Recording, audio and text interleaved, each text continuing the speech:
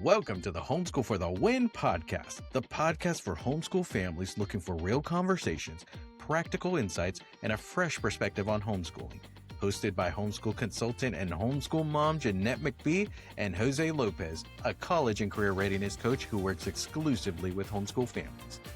In this podcast, we dive into the latest homeschooling trends, educational choices, and ways to help students discover their passions and future paths, all while building a supportive homeschool community. Whether you're just getting started or been homeschooling for years, join us on Homeschool for the Win and be a part of the conversation that informs, encourages, and inspires your homeschool adventure.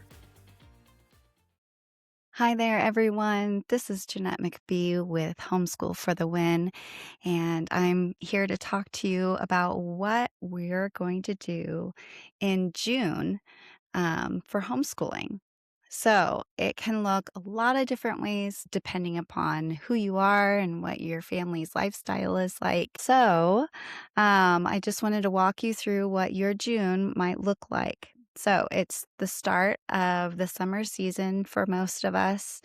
Um, Kind of depends on where you are in your process. Are there some things that you've already started doing?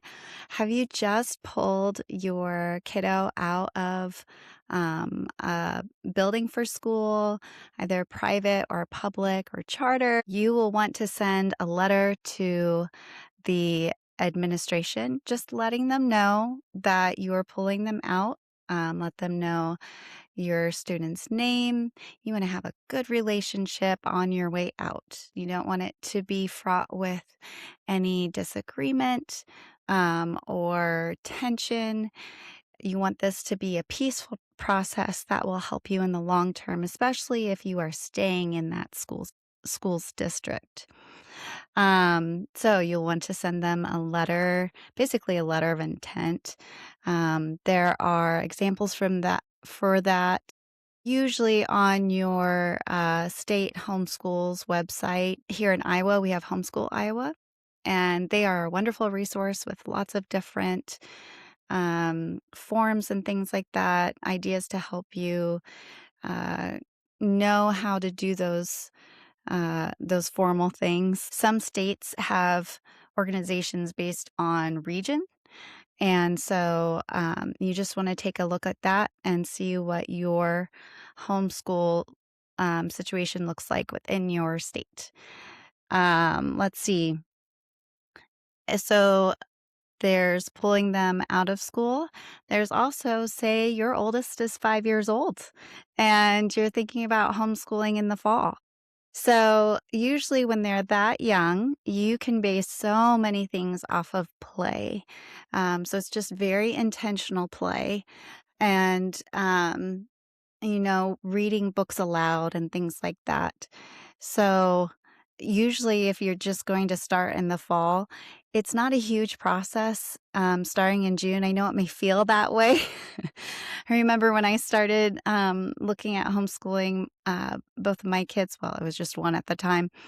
It was pretty daunting because I was public schooled and didn't quite know what direction I was supposed to go. And of course, you're always kind of nervous. Am I going to screw them up? And I'm here to say, no, you're not. Everything will work out just fine. Let's see. So usually you want to start with some read alouds, get some ideas for play. A lot of times those ideas are free. You can just Google or feel free to use ChatGPT, whatever you're most comfortable with, and you can get a lot of free ideas. And a lot of times use the things that you already have at home. Let's see. So that would be for just starting out. A lot of times I tell people that it's easier to start looking for curriculum in March. So say you have first grader and up, I would really start looking for curriculum in March. That means just start researching what direction you want to go. And if you haven't done that yet, that's totally fine. It really is. The only reason I suggest starting in March is that by the time June rolls around, May and June, when all those homeschool conferences are going on. We just started, or excuse me, we just had ours in Iowa. We had our homeschool Iowa conference, which was fabulous. And if you were there, hi. Let's see. So by the time you get to the conference, you will have an idea of what you actually want to spend your money on instead of just throwing it every which way, because you really don't want to have buyer's remorse when you come back. Ask me how I know. So, at any rate, um, you can be looking at your conferences for finding curriculum. A lot of times they'll have sales, free shipping codes that they'll let you use. Another way is to get on the website Homeschool Classifieds, and that's just parents selling curriculum. I've never had an experience go sideways on there. So for the most part, I can't say it's 100% guaranteed, but for the most part, using them has been a great experience, and we're all just homeschoolers helping each other out anyway. Um, uh, if I need books right away, I'll use Amazon, but they're not my first choice because they're usually not as cheap as um, the the manufacturer's price, and sometimes more expensive. Um, a lot of times, if I'm not familiar with a publisher, I will find out what their price is, and then I'll try to find it cheaper someplace else. So I'll go to Rainbow Resource, which I call the Walmart of what do I call it? The Walmart of curriculum. So it's a warehouse that has curriculum from all over. I mean, they have Matthew C. They have My Father's World. They have Knotgrass. They have, um, books for classical conversations. They have all of that. And if it's not at the publisher's price, then it's lower. And so I remember the first few years just getting these huge boxes of Rainbow Resource boxes. They're just really large. So kids love playing in those. So, um, so those are the places that I look for curriculum at. I do have a spreadsheet on my Facebook page that is Homeschool Help with Jeanette on Facebook, and I have a spreadsheet that I can give you to download so that you can keep track of your curriculum on there. So just let me know. Um, you can contact me by DMing me on my Facebook page or through whatever platform you're listening.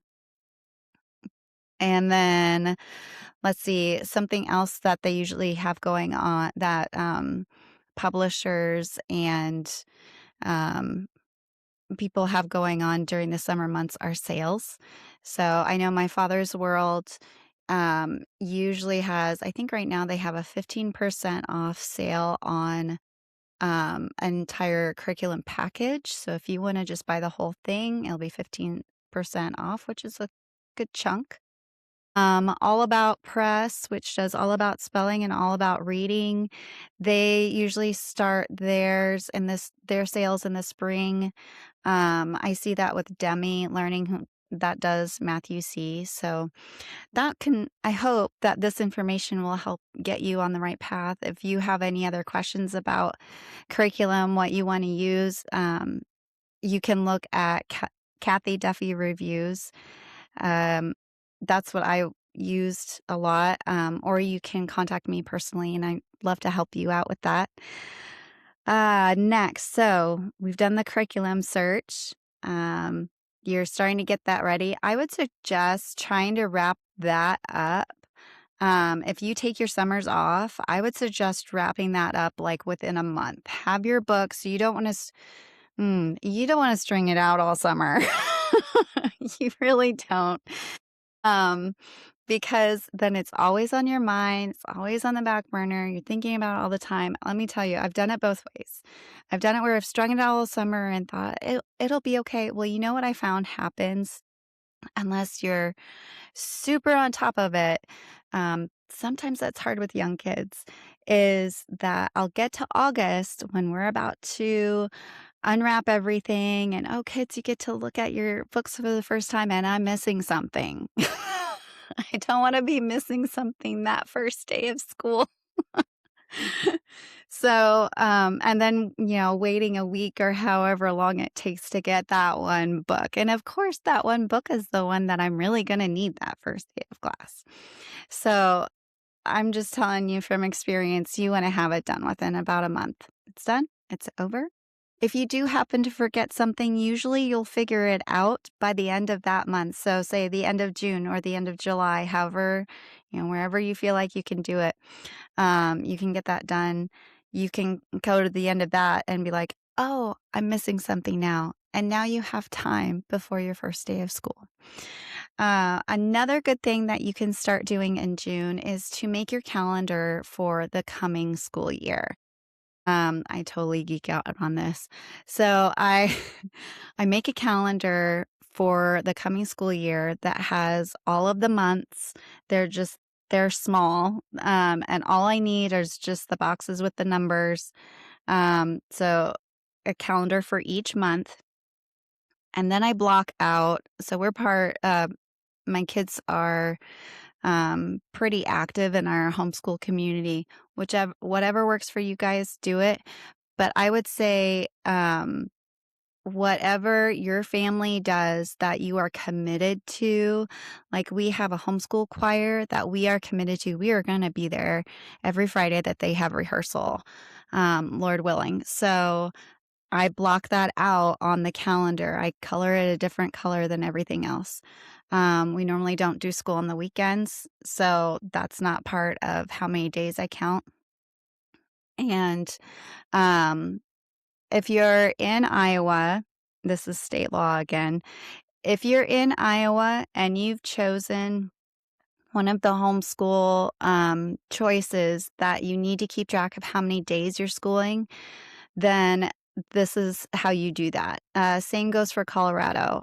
When I was homeschooling there, I believe at the time it was 100, I had to have 172, 173 days of homeschooling. I may be slightly off on that number, but I needed to have that many days of homeschooling. And so that's how I kept track. Now that I'm in Iowa and doing IPI, I don't have to have a certain amount of days that I'm homeschooling, but I'll tell you what, it's really nice to be able to do that.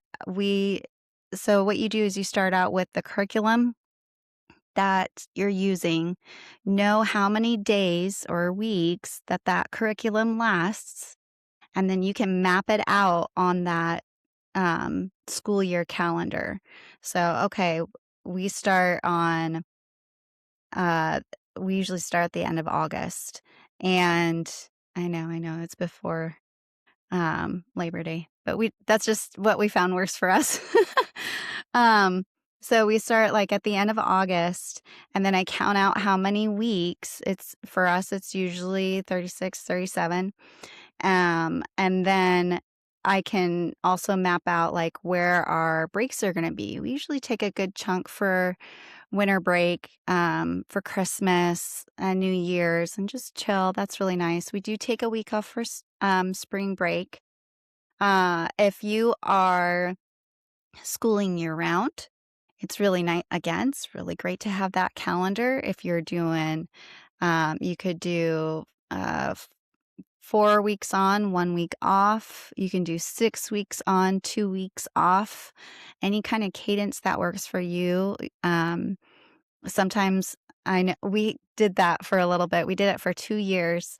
We schooled year round, and it took a little bit of work to see what would really work for our family.